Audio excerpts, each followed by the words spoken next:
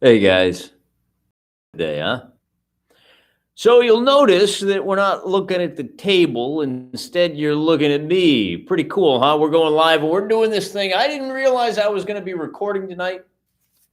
Coming to you from undisclosed location. Look at that. The good news is we got a whiteboard. You get to see me, so we get some fancy people scrolling by can see the books. Not as prepared as I would have liked to have been. I'd rather you do the tripod so you can see this stuff, but I don't have a whole lot on the table anyway. Let's just dive right in. We're talking about Advanced Dungeons and Dragons, and we are talking about playing it solo, which is a thing you can do. I've been thinking about doing this for a while, and there's 2 or 3 other guys doing it over on the Twitter.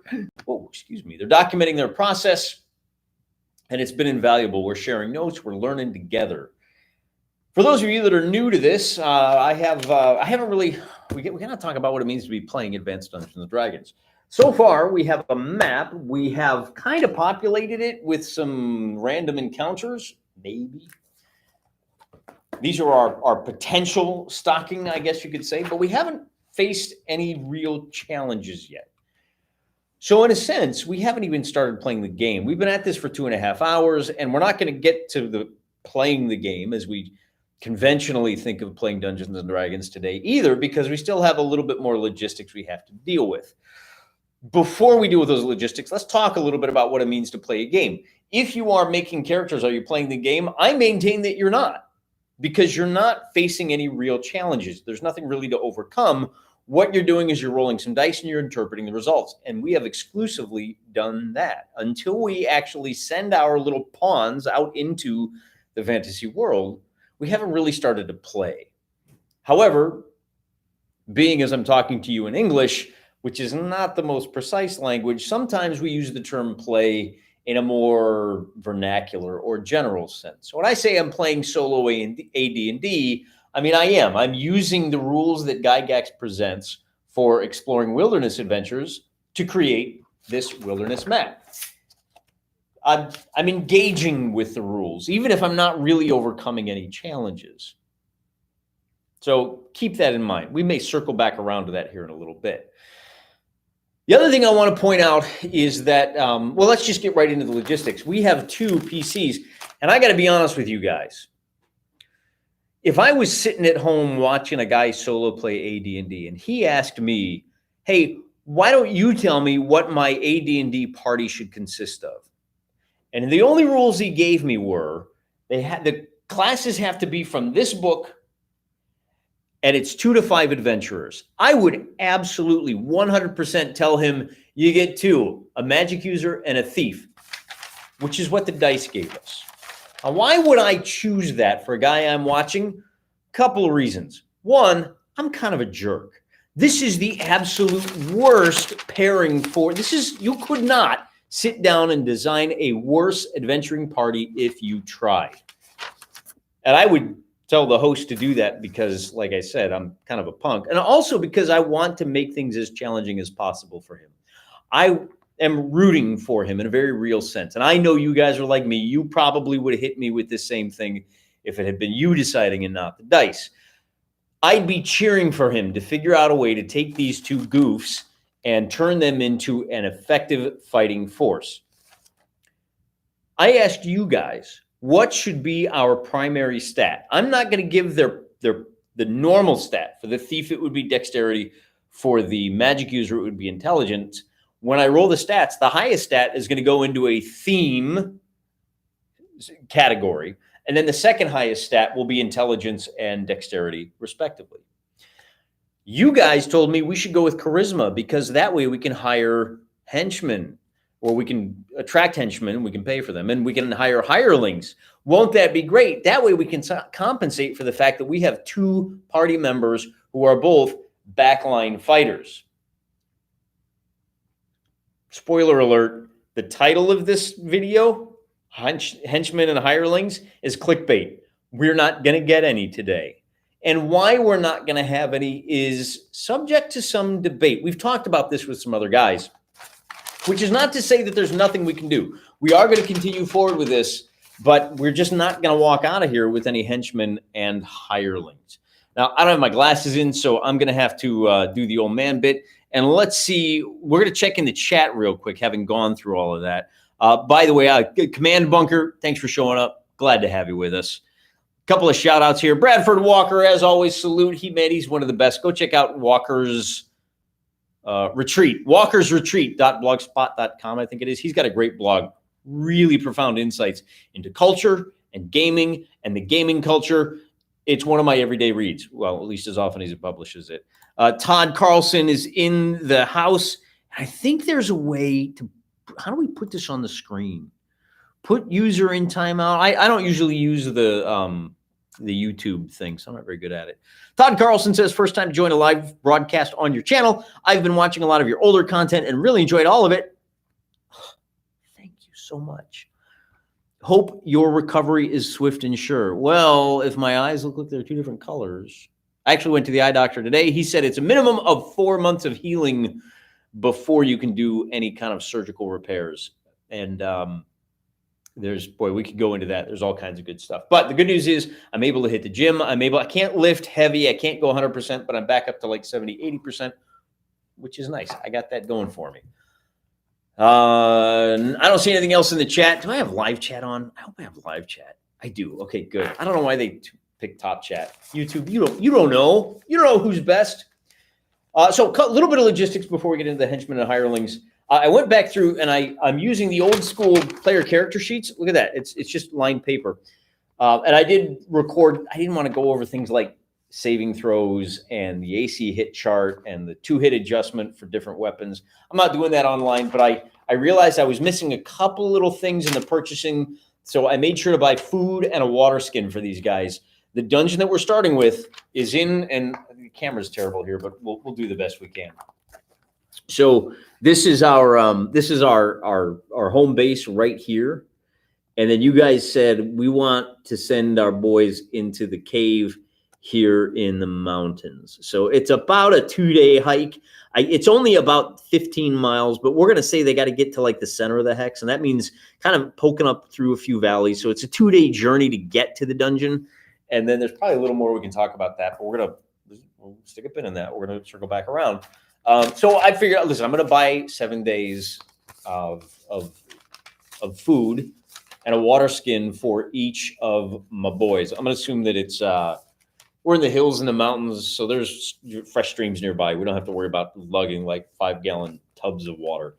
So what I did do is I also figured out the encumbrance for each of these guys, but I'm not going to go over that because, again, when we go adventuring, when we go delving, I do have a mule that they'll leave stuff on. So we're just going to figure out the encumbrance and the movement rate is going to be subject to the mule when they're moving overland. And then when they're in the dungeon, it's going to be subject to whatever they're carrying with them. And I think they're going to be pretty quick. Neither of these guys are wearing heavy armor. So at the slowest, they're going to be moving at 9 inches. I think it's probably going to be closer to 12 for the most part, though. There was something else I bought. Large sack water skin. Oh, I did buy a belt pouch. I haven't looked at the one thing I do need to do. And again, I'm going to do this offline. Somebody pointed out that my magic user, who has 4 spells, read magic, magic missile, protection from evil, and identify. To use that identify, you need a pearl worth 100 gold pieces. So if I get anything that I need to identify, it's going to be pretty pricey for to cast that spell. Not only that, but it's going to be pricey in terms of time. We will be tracking time in 1-to-1, and he's going to have to send to civilization. And I will remind you, we're a couple. See, we're going to have to take the road. The good news is it's a road, but I mean that's like 20 miles and then 20. So we're probably something like, I don't know, 4 or 5 days from the nearest big city. In fact, we may just, let me write that down. It's 5 days to the nearest settlement of any import. And that's going to be important in today's video. Just make a little note there, 5 days using I got my perennial heart pen right there. Why is that important for hirelings and henchmen? Because our village is only 200 people. Now, we've already decided that the village is, I called it the lint trap of the empire. It's a place where the ne'er-do-wells go when they want to escape the law, but it is still a village. So if we look at a village of 200 people, there's probably about 100 guys that are farmers and their family. We know we've got some ranch land nearby. We've got some pasture land. So there's just for the staples, just for basic survival. There's probably a blacksmith or two, maybe a tailor. There's definitely going to be a couple of cobblers, right, making shoes. leather worker, you know, just kind of the usual stuff. We know it's a village. So you can get this stuff in a village. For something like a troop of heavy pikemen, you're not going to do very good there. For something like the high quality henchmen, there may be one or two, but it's going to be hard going. And it's particularly going to be hard going because here's where we need to grab the book. And this may be a little controversial how we're going to do this. I maintain that you can't pick up hirelings or henchmen on your first delve. Now, as Gary points out in a lot of cases, it all depends on the DM judgment. A lot of things depend on the DM judgment. As much as is codified in this book, there is an enormous amount of material that is left up to the individual DM. But before we can talk about what the DM is likely to decide in this case, we got to talk about something a little deeper. We got to talk about the philosophy of solo wargaming, and we got to circle back around to what it means to play a game. When let's think. Do we want to open up the hireling section? No, let's talk about the fact that what we're doing here is obliterating the distinction between the DM and the player. On the one hand, I'm the player. I'm running the PCs. On the other hand, I'm also the DM. But am I really the DM? I mean, ultimately, I have to decide everything that we're going to do. So that means I've got to decide how much strength I'm going to put into the rules. How much weight do these rules carry? And the answer to that is as much as I possibly can. Because I'm trying to play a game that is dependent upon a DM without one, this book, these 3 books are taking on the role. There's the 3rd book over there, for those of you that missed it. They're taking on the role of DM for me. And every time I deviate from these rules, well, first of all, if I deviate from one of these rules at all, then I'm not playing this game. And I want to play this game. So over in like public land, where you're surrounded by conventional D&D players, all of their advice begins and ends with, well, just stop playing the game. Oh, you found a rule that's hard to use? Just don't use that rule. Problem is, the rules are the game. And when you tell me, well, just don't use that rule, you're telling me, just don't play that game. And if I said, man, I have some issues and I'm struggling with Advanced Dungeons and Dragons, and your advice was play Call of Cthulhu, people would go, I mean, everybody would accept that that's not really helpful advice. It's almost as helpful as, well, why don't you just do what you think is fun? Well, that's a distinction without a difference. What I think is fun is playing this game, even if it's frustrating, even if it's challenging. No, especially if it's frustrating, to power through these rules. And to be able to say that I'm playing this game is fun. That's important. So we're going to stick with these rules. What do you mean by stick with these rules, particularly when it comes to something like hirelings? For those of you that aren't familiar with Advanced Dungeons and Dragons, there's a distinction between hirelings and henchmen. The distinction is this. Hirelings are basically nameless mooks. They're one-time, as Tyler Durden puts it, they're single-serve friends. They're the waiter that you encounter. And he says, hi, my name is Brandon, and I'll be your waiter today. And you don't even remember Brandon because he's a waiter guy. That's hirelings. It's your armorer. It's the guy that sells you a sword. It's the block of troops. When you have 100 pikemen, those are hirelings. You don't worry about the names of all 100 pikemen. They are a single discrete unit of game that is the unit. Now, you may name those 100 pikemen. This is the blue hedgehog. This is the king's first pikeman. You can give that unit a name, and that unit can take on a personality over time. But that unit is the unit of play. Here's a heavy horse unit. Here's a unit of archers, right? And whether sometimes there's 30 guys in there and it has 30 hit points. Sometimes there's 15 guys in that unit and it has 15 hit points. But the unit itself is the character, if you will, unlike henchmen who are non-player characters in their own right. Maybe they don't go to the same level of detail as your PC does, but they have their own personalities and hopes and dreams and their own desires and their own desire to live, right? So that's the difference between henchmen and hirelings. And let's talk about, And once again, look at this. Look at this. I use this fascinating technology of Post-it notes. Hey, what are we talking about here in the chat? Good morning, 5:30 a.m. in Sheffield, UK. G'day, mate. No, wait, that's not. What do you say? Oi, you got your waking up license? We Americans love to make that license joke. Not because we're jealous of you, even though we're a little jealous of you. Don't tell the Ameribros that I said that. You could do Constitution, two of the hardiest dudes known to man. Yeah, I offered Constitution, and everybody said that would be too easy, Mr. Wargaming. Do Charisma. Hello, everyone. Red shirts? Yeah, that's exactly right. Kevin Nicholson says. Oh, Alchemic Raker. Alchemic Raker is the guy who's doing solo AD&D play, and he's doing dungeons right now. So he's like 2 steps ahead of me again. Kevin Nicholson says, red shirts? Yeah, exactly, right? These are the guys. Now, I mean, we don't want them to die, but it's more dramatic if they do. Matt says, hey, up, midnight in Wisconsin. I like this. I love this. Tell me where you're at and what your time zone is. We are international, baby. Midnight in Wisconsin. Oh, man, the state on the lake. So close to Mecca. I actually have been to Wisconsin on a couple of occasions. Fond du Lac? I cheered for Appleton. Their baseball team came to our town, and I hooked up. When I was a little kid wearing short pants. I mean, I'm still wearing short pants because I just came from the gym. But when I was like 10 years old, we housed a couple of baseball players. They were high school kids. They were from Appleton. Great guys, really friendly. And I used to sit in the stands and cheer, and the high school kids made me feel like $1 million. So big fan of Wisconsin here. I mean, as a Michigan boy, maybe not the football team, but you get that. So let's kick it back on over. Anything else we want to say? Far north of California. It was CA for me. 95 got to head to bed. Well, hey, Kevin, thanks for stopping in anyway. Catch the replay tomorrow. There's some good stuff. We're just about to get into it, too. Oh, you're just going to miss it. All right, here we go.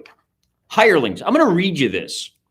I wish I had a pipe and a fire here. I crossed my legs. Most hirelings are dealt with under the section entitled Expert Hirelings. Yeah, blah, blah, blah, blah, blah. Common standard hirelings are basically the usual craftsmen. Yeah, I said all that. Men-at-arms. Now, this is what we're talking about. Men-at-arms, soldiers of mercenary calling, are dealt with under expert. Wait, what? Oh, and then they have standard and costs. I marked the wrong ones. Oh, here we go. Expert hirelings.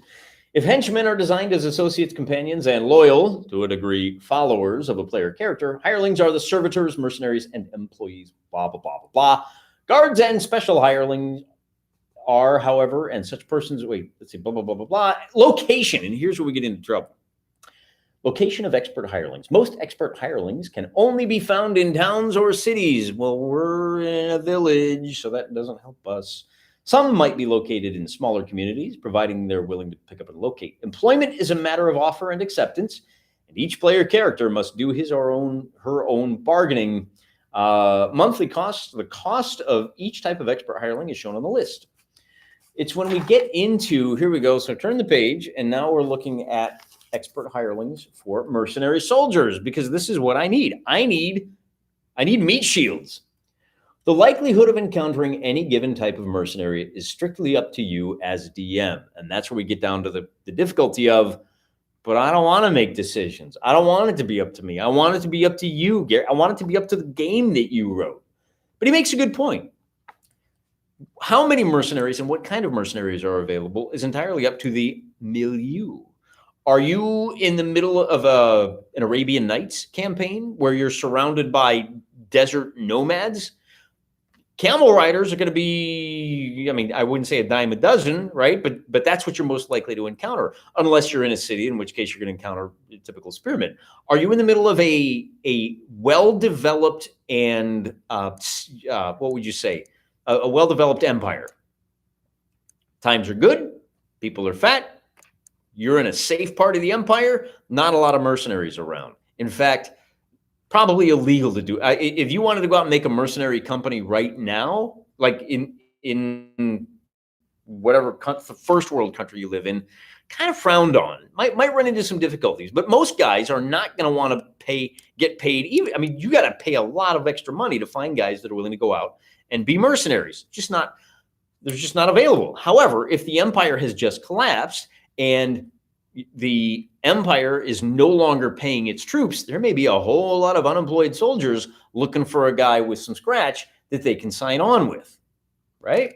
So it all depends on the milieu. And there's so many variables that Gary doesn't even attempt to define them all. He just says, bro, I don't know, you figure it out. Let's keep reading. A table below shows suggested probabilities as well as typical numbers. All right, yeah, and then we get this little table here, right? So there's your probabilities and numbers, and it's things like, I'll just pick a couple. There's a 6% chance of crossbowmen and a 10% chance of heavy footmen. Those are going to be more common. That makes perfect sense to me, right? Sergeants, 4%. Slingers, only 2 or 3%. You're going to be a lot more likely to find bowmen, it looks like. Good luck finding a captain. Artillerists, archers, archers of one type or another, 10% chance. Let's look at horsemen. What are we looking at here? Horsemen, you're looking at a total of, let's see, anywhere from 50 to 78. It's about 30% of your dudes are going to be horsemen. And then like 50% are infantry. So that's probably a pretty good ratio. And then he gives you the number encountered. You roll a D10 and it's going to be anywhere from, just a couple, just a handful to, anywhere from like up to 20 to 40. All right, well, that's fine. And I would love to use this. But then you also get into the difficulty of, well, I gotta negotiate, I gotta hire him, I gotta pay him. I really fundamentally all I can afford is one guy, one sergeant, and here's where it gets even more difficult for my guys. If I was a fighter, I could hire 4 or 5 spearmen. As a fighter, I can serve as a sergeant. It says all sergeants are first level fighters. Well, we've had some discussions about that. In fact, let me look it up. All sergeants are first level fighters.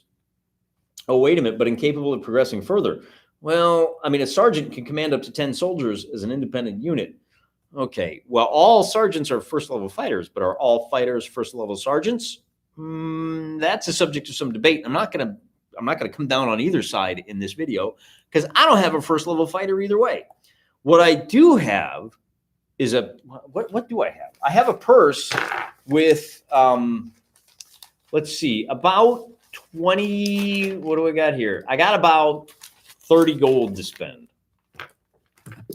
But I don't have, sorry for the bump there, guys, but I do not have access to large numbers of troops. That's going to be a problem.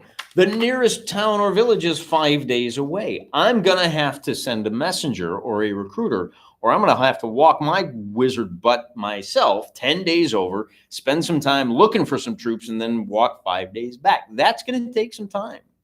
And we are going to try to do this campaign in 1-to-1 time. So, if I say, yeah, we're walking to the next town and spending a week and walking back, we're not live streaming for 17 days because we got to wait for the clock to catch up. Maybe. Kind of. You get the idea.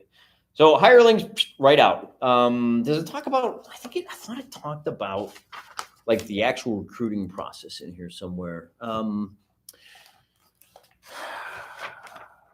Does it?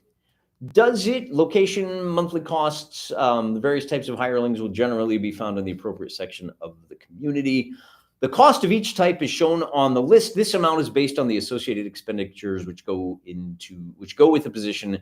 Salary or wage, uniform or clothing, exception. The cost does not include arms or armor. That's another issue for me, guys. I'm going to have to buy armor for these guys. I'm going to send them in to battle like with, leather armor is like, what is it, 20 gold pieces? A spear is pretty cheap. I could hire some guys with clubs, I guess.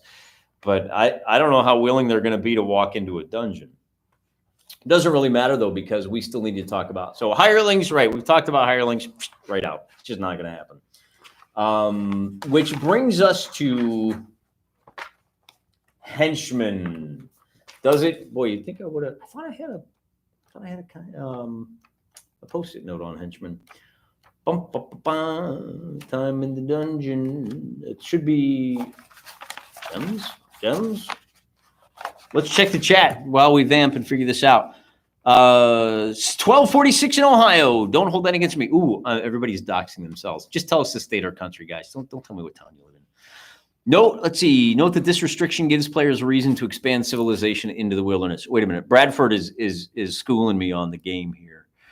Midnight in Wisconsin, far north for me, far north of California for Kevin. Almost 10 o'clock. It's bedtime for him. Todd Carlson, located Mountain Time, New Mexico. Salute. God, such a beautiful state. Such a beautiful state. Note that this restriction gives players a reason to expand civilization to shorten the supply line between where they're needed. That's true. If we can make this area safer, colonists will come in. I mean, that's really what we're trying to do here. We're colonizing the area. This wilderness is owned by nothing but a bunch of like hillmen and, well, we think berserkers are on the table, are on the possibility table, but it's also a bunch of like goblins and ogres and stuff. DMG 30, I think we're looking at. Matt, can you give up some page numbers, please?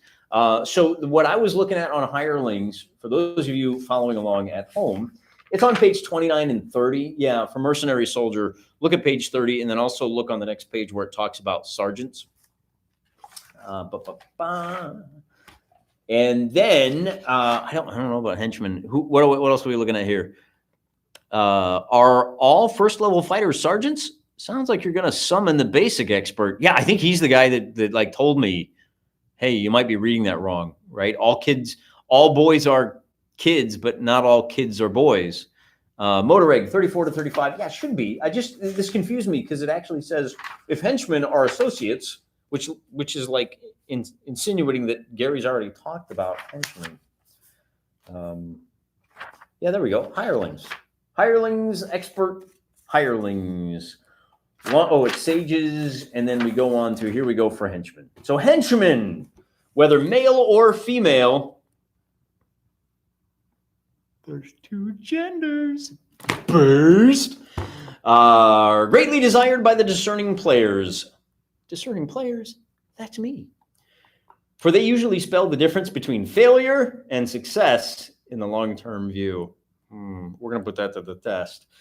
They are useful in individual ventures, blah, blah, blah. As a general rule, only characters of first level of experience will be attracted to service with a player character. If the player character attempting to find an NPC henchman is over 6%. So generally, henchmen got to be lower level than you, which means, and I forgot to point out, hirelings are considered 0 level soldiers.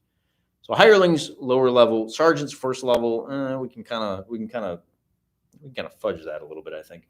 But for henchmen, it implies only characters of first level will be attracted to service the player character. And then there's a whole list of things about the race and the number, length of time. Oh, right. So how do we find them?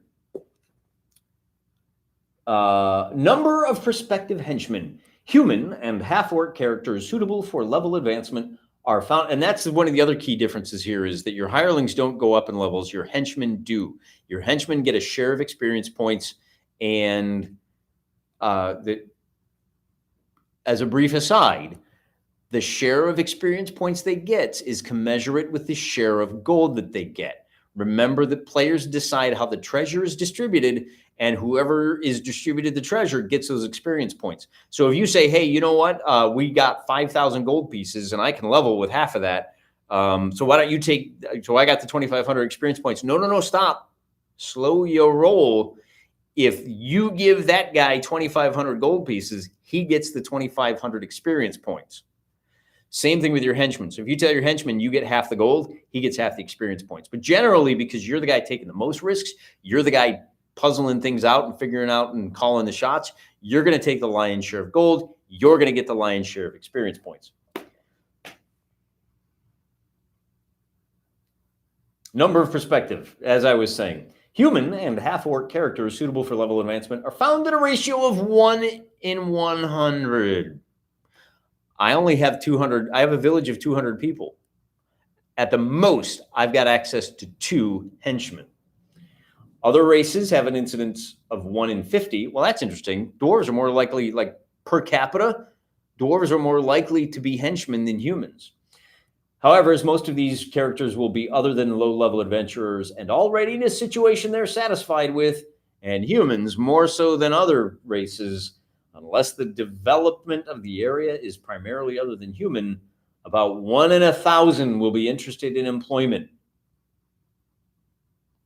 I can have a fifth. I can have like a 5-year-old. That's the one for me. I get 1/5 of a henchman. Note this figure must be adjusted by the DM according to locale. For if it is in an active adventuring area, oh, that's us. We're in the wilderness, right? We're trying to reclaim. the incidence of prospective henchmen might be as great as 1 in 200, while if it is in a settled and stayed area, incidence might be 1 in 5,000. All right, well, I think we can argue that there's one available. So now let's look at what has to happen. While there might be as many as 25 or more prospective henchmen in a city of 25,000, Gary says, the player character desirous of locating one or more for service must be able to reach the NPCs in order to let them know there's a henchman position available. In order to get this sort of information around, and again, I'm still, hey, get the barbarian in the corner another drink quick.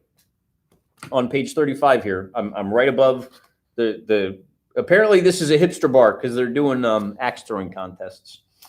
And if the barbarian is asking for an IPA, just don't hire that guy, okay? You want someone with more personality.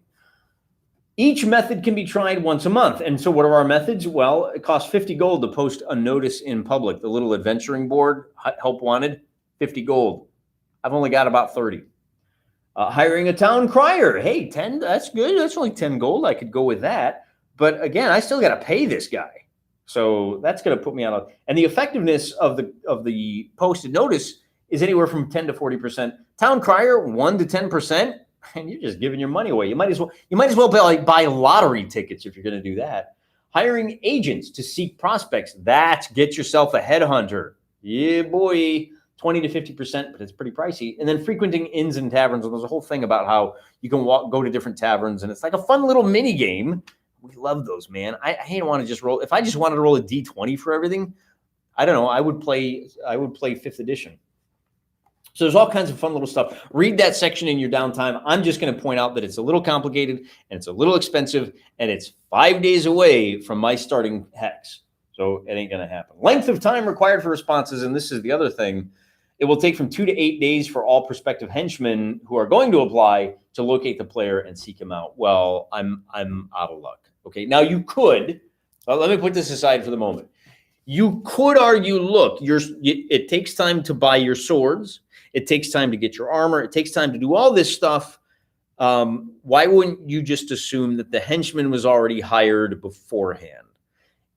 And that's a good point. You're right. I'm glad you brought that up. You could do that if you had the money for it.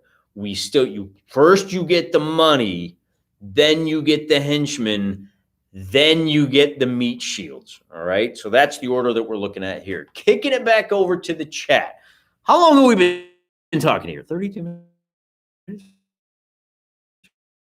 They're pretty good.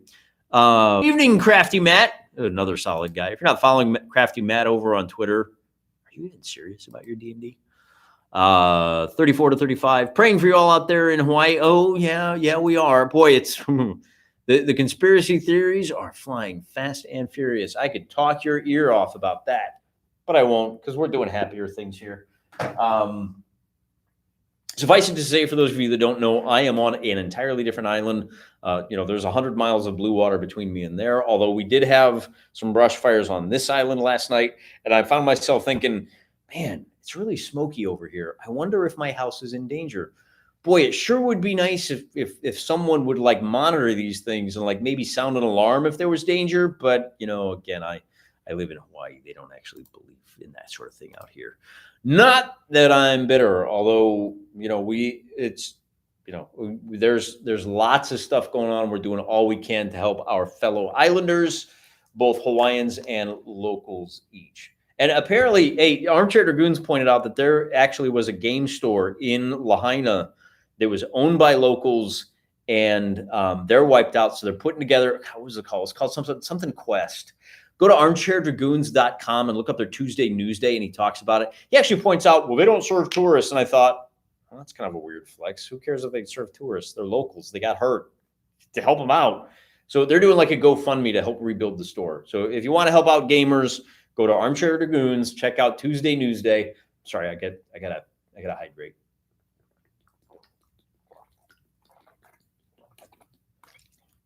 Okay. Back in action. Now, we don't have any hirelings, but there's one last thing we can do. Let's go to the equipment list. This may be the first time we've started playing solo AD&D. We are presented with a real challenge. you can't afford any henchmen, and you gonna die, because there ain't nothing between you and the sharp points, the pointy bits of the enemies, but a little bit of leather armor. You can't even use a shield because you're a thief. That is AC8. You are completely boned. Speaking of bones, I note here in the livestock section on page 36 of the player's guide. See, we already bought a mule. Remember when I said we have about 35 gold? The third item on the list, dog guard. And oh, hey, howdy, hey. I sure am glad we've got our monster manual, because we can go look at a dog. Guys, I need your help. We're going to buy ourselves a guard dog. 25 gold is all it takes. And I'm not the guy. I didn't come up with this. Somebody over, it might have been Alchemical Raker Crossface. I don't know. One of those solid bros. He said, hey, get yourself a buddy. So we are going to we're giving the dog a bone, people. War dogs are uncommon, but they have hit dice of 2+2. 25 gold for a loyal companion. Giddy up. Problem solved. We are finally playing some Advanced Dungeons and Dragons. And that's where we get into the Roll and Bone section. Looking back again at the comment section, we're going to roll some dice to figure out how many hit points we've got in our doggy meat shield. Saying the rosary tonight for you, John.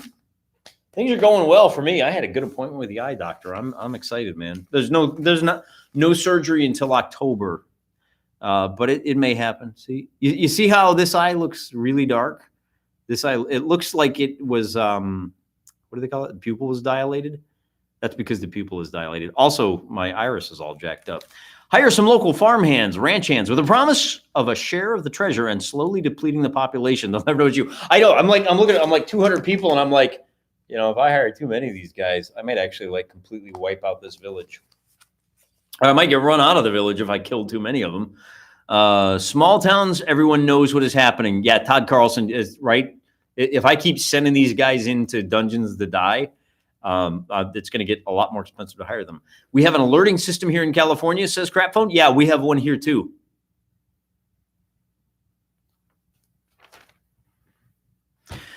I'm sure the conspiracy would be similar to ours here in Southern California, which burns every year because of government incompetence and PG&E. Right. So, and that's a good point, right? The downed power lines. There's getting back to the fires over in Maui. Down power lines are the leading culprit. The local there's speculation that the local power company invested too heavily in green energy, and they didn't like maintain their systems well enough. Californians sound familiar? Yeah, but you also have the issue with the fact that the part of the island that burned is the dry side of the island, and part of the reason it's dry is because back in the day, the sugar companies built systems that pumped what little water they had into big reservoirs that feed the Central Valley. Maui looks like it's basically two big mountains with a Central Valley where all the agriculture is. And so one of the big controversies is that they take all the water from over here and they move it down to the farms in the center, which leaves the people over here going, hey, what the heck? And there's like a whole thing going on about who controls the water and whether or not the water should be used for suppressing fires or not. You add in the fact that its water was largely taken from native Hawaiians who use a water-intensive crop called taro, or at least the way they do pest control is to grow sweet potato in very wet conditions. My apologies, gamers, for whom this is all boring, but this is part of the politics. And since, over the last 50 years, the small farmers have been able to wrest control of a lot of that water. So there's a whole lot of competing things going on here and a whole lot of politics. So while I will say that, yeah, government incompetence certainly played a role, and while the private industry certainly played a role, and while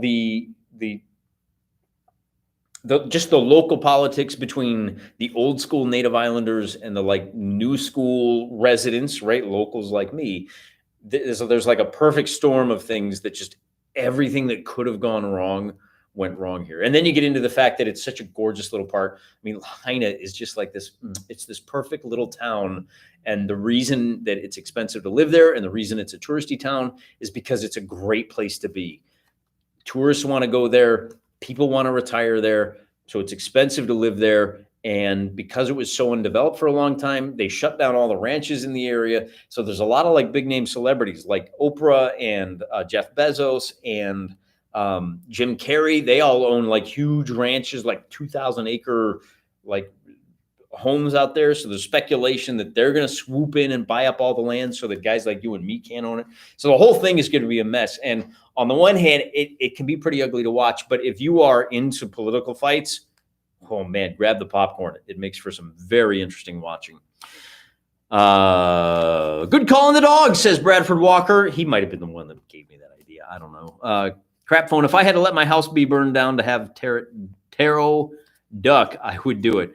California summer equals hot, dry winds, fires, rains, and mudslides. Yeah, you get it all, man. It's like, I'm surprised you don't have, well, we just throw some tornadoes in there too. A couple of tsunamis. Just, you guys hit the cycle, as they say.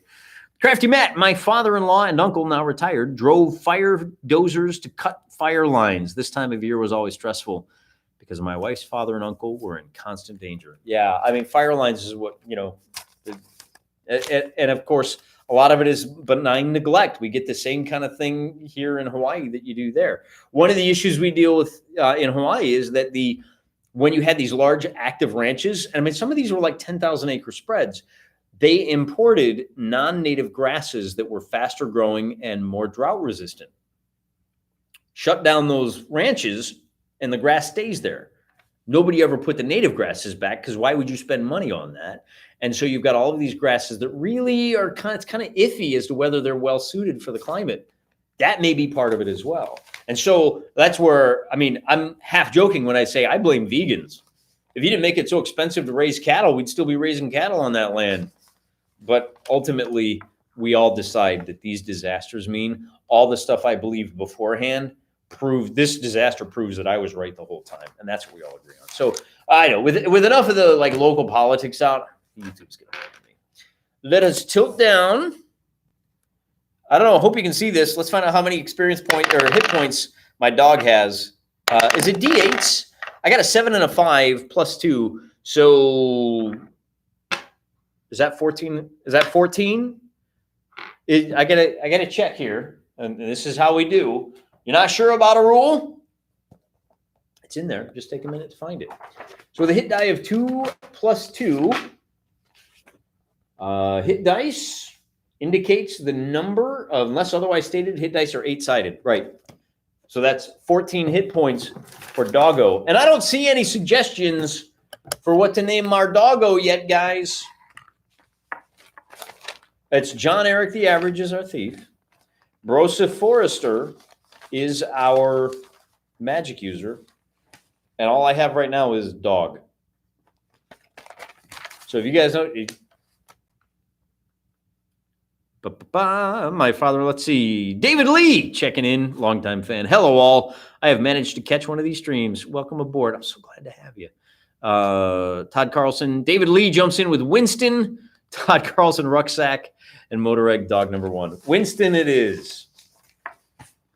Thank you for keeping it appropriate. So our dog Winston, I don't know, it's probably a stray that we adopted as we were walking in. But at 14 hit points, man, we got some survivability. Now, bear in mind, it's still possible, right? Now, the good news is we got a thief. He only needs 1,500 experience points to level up. We do have the option of running away. We can make this work. There's a few things we can do, right? If we pick our battles, if we go carefully, if we're smart, if we get really lucky, if we find some unguarded treasure, we can level these guys up. At what point do we bring in another party, another PC? I think we should probably put some sort of, well, first of all, if we have a total party kill, TPK, we're just going to roll up a new party. But let's say that once we level up, once we get one of these guys to level 2, assuming they both survive, that's when we can add a third party member, okay? And we'll probably pick a fighter type for that. Like explicitly, we need a fighter type. Whether it's fighter, ranger, paladin, we'll decide that at the time. Does that make sense? Rex is a good one. Emergency ration, says Command Bunker.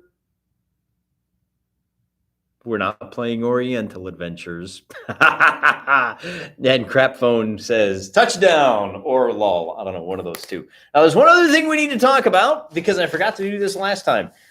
Mr. Average and Mr. Forrester need a little bit more development. And we go to the Dungeon Master's Guide for this. Somebody pointed this out, I think in the live chat, and it was getting late, so I didn't have a chance to deal with it. We need to know how tall these guys are. And as a little clue for those of you who are very familiar with this game, to give you an idea of what I'm thinking here to make these guys survive, we need to know how much they weigh. Fortunately, I wrote down on my sheet here. What page is that on? Page 102 of the Dungeon Master's Guide, right? So here's all of the, and this is fine AD&D form. Character age and aging, disease is on page 13 of the Dungeon Master's Guide. Non-player character, height and weight, I think, is this on page 102. We've got NPC, encounter offer reaction adjustments. I don't think you use this for henchmen.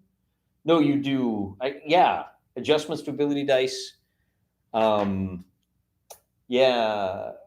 Sanity. What? Personality. Anyway, humans are 72 inches with a chance at being a little bit taller or being a little bit of a baller. And then the weight is 175 plus or minus. So how do we do this? For men, there's a, what does it say? For average height, percentage. Roll percentile. So let's do our thief first. And I probably should have told you how much they weigh beforehand. You're going to have to trust me on this one because I don't have one of the fancy like green screens where you can see me in the corner, right? Like those guys that do the thing where the like book is behind them or the game that they unbox because unboxing is all they do. Because they don't actually play the game. So I got a 26, which means, wait a minute, that's shorter. How do I know whether my boy, so the table, let's see if you can see that. I don't know if that shows up. The table says, here's your average height, and then it has plus or minus 12 inches. But I don't know what the odds for being taller or shorter than that are. For height and weight determination, it says for average height, you can be shorter or taller by 1 to 4.5. But it doesn't actually say, I don't see anywhere in here that it says what the chances are that your height is more or less. Do you guys know? Maximilian, having a night out with the boys. You love to see it. Table on the right column, motor egg. There's a table on the right column? Height and weight tables. Average, height in inches, weight in inches. Weight is above. For average, 1 to 30. Let me use that, okay? On a 1 to 30, 1 to 20 is under, 81 to 100 is over. But where do you see that? Is it on listen, I believe you, motor egg. So I rolled a 26, so we're average. And then for weight, I rolled a 28, so he's average weight, average height, so 175. For our wizard, I rolled a 52, and I rolled an 85, so he's taller than normal. And he is, how much taller than normal? 11 inches. I mean, you're going to have to take my word for it. So we have a wizard who is, let's see, Broseph Forrester is 83 inches tall, so he is 6'11", and he weighs 175 pounds. Broseph Forrester is a beanpole. We should have named him Beanpole Forrester. And then wait a minute. I forgot. For the average weights, we have to kick back over to the tables. Bravery, nature, general tendency, disposition. Yeah, I don't see it, man. What am I missing? Weights is above. Adjust by 1 to 8 pounds. 1 to 4. All right, average height, Right, so we got an average height. So for our thief with a 67, he's just going to be right on it. And then for weight with a 50, he's going to be right on it. So astonishingly, give me a moment to pick my jaw up off the floor. Mr. Average is the average height and the average weight. On the other hand, our magic user is, on a result of a 20, his weight is going to be less. We have to adjust by 1 to 8 pounds. So he is going to be 2 pounds. I rolled a 2. So he is going to be 2 pounds less. Average minus 2. So he's 173 pounds. And I guess that's okay. I wonder if that will come up later. Yeah, it totally will. 6'11". I love it. That's all I had for today, fellas. 12 and a half stone. Man, is he thin. David Lee says, and Todd Carlson says, shockingly average. Yeah, he's the main character from Idiocracy in just about every other way. His stats there, Todd, 11, 11, 11, 14, 12, 14. I mean, I don't think it's going to go well for him, but we'll find out. We've been going for 51 minutes. Man, we talked about a lot of fun stuff. We talked a little bit about wildfires. We talked a little bit about, just gaming and solo play in general, and a little bit about the fact, and really, ultimately, what this all boils down to is, if you're playing this game solo and you decide that you want to run a faction solo, that's a perfectly legitimate way to play this game. Once you have your map, you could easily set up 5 or 6 factions in here, and you could use the stats from this book, and you roll them up, and you say, okay, I guess one of my factions is ogres. Well, what do I got here? Goblins. I just flipped to goblins. I'm 1 page away. So 2 pages away. All right, goblins. Hey, there's 40 to 400 goblins, and you just build your little goblin faction. And then I have a human faction, and there's a city nearby, and I can recruit. You could use these rules for that. But because we're trying to get as close to the authentic DM player experience, but played solo now, we've opted to just say, look, until you can get the scratch together and until you have the time, there's one other thing that we need there's another thing. I got to stop saying one other. I should just say another, because you all know there's going to be multiple one other things. This is really important, and I didn't realize how this changes the game. If you go to page 25, far right column, player character expenses. This is a game changer. Each player character will automatically expend not less than 100 gold pieces per level of experience per month. Let me say that again. Every PC will expend no less than 100 gold pieces per month. This is simply support, upkeep, equipment, and entertainment. These costs are to be deducted by the Dungeon Master automatically, and any further spending by the PC is to be added to these costs. Such expense is justified by the fact that adventurers are a freewheeling and high-living lot, except, of course, for monks. Other miscellaneous expenditures encompass such things as additional equipment for henchmen or hirelings, costs of hirelings, bribes, costs of locating prospective henchmen, harlot table, and so on. To such costs are to be added maintenance of henchmen, 100 gold pieces per level per month. So that's another thing. If I got a first-level henchman, then I'm out 200 gold pieces as a first-level adventurer. I got to make sure I've got the scratch to invest before I bring one on board. And that's pay above the share that they normally get. That's really a function of, hazard. It's kind of like hazardous duty pay or workman's comp. These guys are going to get hurt, right? So we got to take care of their expenses for that, and a little bit of bonus. So that's like their salary that we're paying them.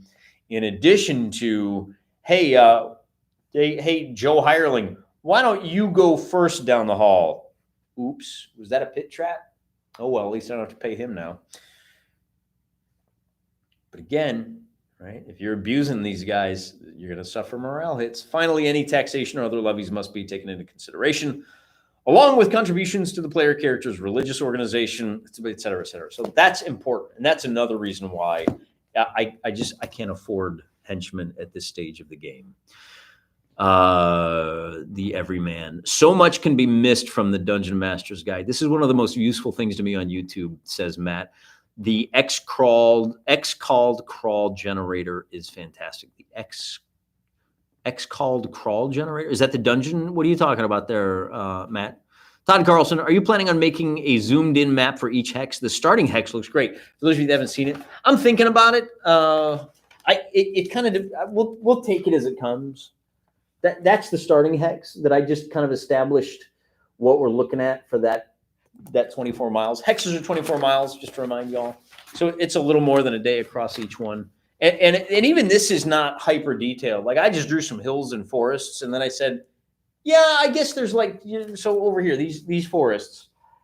All right, I guess they're like a mile across, right? And they cover the hills. So yeah, that looks good.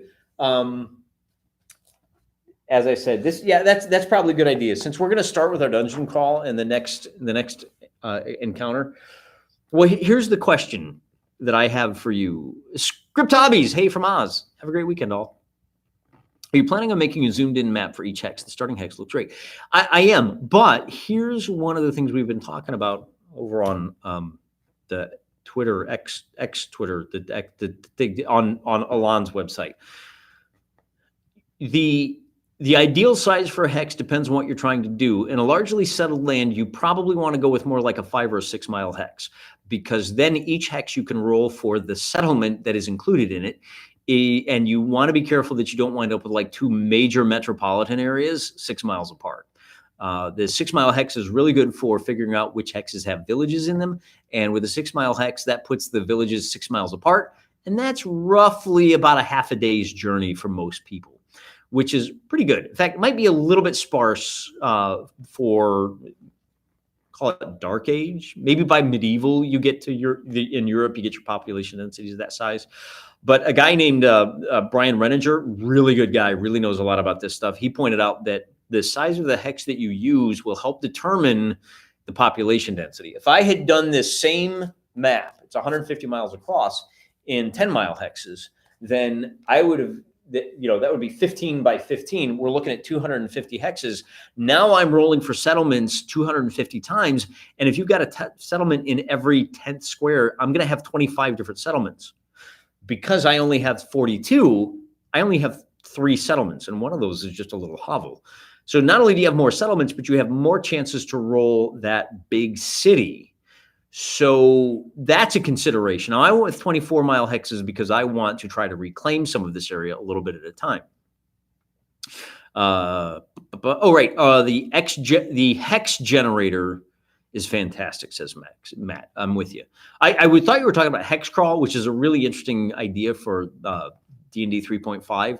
It's basically what was that old Arnold Schwarzenegger movie? Running Man. It's basically the Running Man, and it posits that the dungeon is actually a studio. It's like American Gladiator, or the like ninja TV shows where you go in and you adventure, and like the backstory is all, it's a game show, and you go into the dungeon and you kill monsters and decode traps, and that could be a lot of fun, but it's not a miniature war game. It's definitely more of a D20 style mission generator. So, but I like that. I think that's the ideal use for a game like 3.5, D&D, the 3rd edition, or 3.5. Philip Mangum, don't have 100 gold at the end of the month. You shall be reported to the Assassin's Guild. Watch out. Lol. Well, and that's a good point, right? Like Gary doesn't say, what happens if I don't have the 100 gold? And it's at the end of the month. We're also going to be rolling for diseases, because I want the swamps to be important. So there's a list. At some point, I need to sit down and like go through the rules, by which I mean ask my friends on social media, what are all of the monthly things that I have to do? I don't know that anybody has sat down and made a checklist of, on the first day of the month, you need to cough up your gold, 100 per level. You need to check for diseases. And I'm sure there's other things that you need to do. Check for loyalty. X-Crawl have just kickstarted a D. What is this? They just kickstarted a D. CC version. Oh, I could see that. X-Crawl is a DCC game. Because that would be perfect because you're talking to a guy that believes Dungeon Crawl Classics are great for one-offs. They're great for conventions, not so great for campaign play. For those of you who don't know, Dungeon Crawl Classics is part of the OSR. It's a funky post-apocalyptic kind of like basic expert version. And it's so complicated, and it doesn't do the like domain play nearly as well as Adventure Conquer King. So, I mean, it's a fun game for what it is, but what it is limited to a very narrow niche. You can have fun with it if you want. I mean, there are people that have fun with pickleball, so you can have fun with anything you want. But I wouldn't recommend DCC for a long-term play. Might be better in an X-Crawl type situation. David Lee, I would have thought starvation and equipment falling apart if you cannot afford the basics. Yeah, or maybe you have to give up being an adventurer and take on gainful employment. Maybe you fall into the henchman category, right? That might be a possibility as well. But for our sake, I think what we should do for the solo AD&D is basically use that as a lose condition, right? How far can you get and still maintain your freewheeling lifestyle? If you don't have the 100 gold anymore, you have to go back to civilization and get a job in a factory somewhere. You got to go sell insurance or something, right? So for our purposes, it's a lose condition. If by the end of the month, and this is why the game is going to be very interesting for us. If we are going to use one-to-one time and we're going to be checking if we're going to be deducting that on the first of the month, then what is today? Today is the 17th of August, 2023. I should really start saying that at the start of these so you guys can keep in mind where we're at in the one-to-one time. But, if I started adventuring today, I've only got 2 weeks to make that 100 gold, and I got to hang on to that 100 gold. I can't spend it on other things or else I lose. If I start adventuring in 2 weeks and a day, now I've got 30 full days that I can use to raise that money. So that's another consideration to encounter. And we're going to need to be real careful with these guys. We may be heading out to the dungeon and poking and running at the first sign of danger. Unless that first sign of danger is like 3 goblins, we're not interested, bro. We're going to back off. Hopefully we can find a nice fat hall that's protected by a trap that Mr. Average can solve. I think what we're doing is very much like a roguelike at this point. We're doing an analog roguelike where the random number generator is going to have way more influence over whether we win or lose than our own decision-making process. Now, we can tilt the odds one way or the other, but ultimately we're hoping for that one big score right out of the gate. When crawling through the dungeon, one of my most useful tools is a child's learn to tell time clocks. Brilliant for keeping track of time on torches, food, and spells. I thought if you don't pay, the henchman quits. Well, yeah, for the henchman will quit if you don't pay the 100 gold on the first of the month. However, what about my PC? What about my magic user who is spending that 100 gold? And he's probably spreading that around as bribes, trying to learn more spells, right? Whatever the upkeep is for your actual PC. If you can't pay it, what do you do?